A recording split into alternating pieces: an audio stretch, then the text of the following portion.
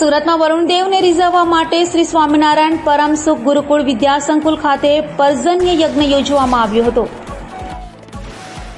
લોકોની સુખાકારી અને વરુણદેવને રીઝવવા માટે સરથાણા જકાત નાકા ખાતે આવેલ શ્રી સ્વામિનારાયણ પરમ સુખ ગુરુકુળ વિદ્યા સંકુલ ખાતે સંતો દ્વારા પર્જન્ય યજ્ઞ કરવામાં આવ્યો હતો, જેમાં વિદ્યાર્થીઓ તથા સંતોએ યજ્ઞ દ્વારા વરુણદેવને રીઝવ્યા હતા।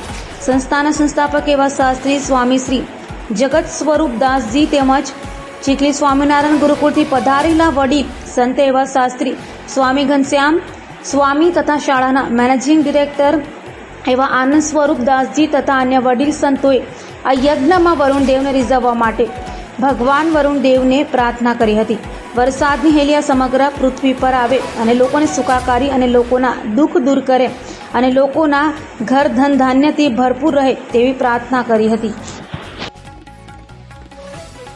ઈષ્ટદેવ ભગવાન સ્વામિનારાયણ, હું શાસ્ત્રી સ્વામી જગત સ્વરૂપદાસજી સ્વામિનારાયણ પરમ સુખ ગુરુકુળ સુરત નાના વરાછા ભગવાન વરુણદેવને રીઝવવા માટે અહીંયા પરમ સુખ ગુરુકુળની અંદર એક પર્જન્ય યજ્ઞ કરવામાં આવ્યો ભૂદેવો દ્વારા।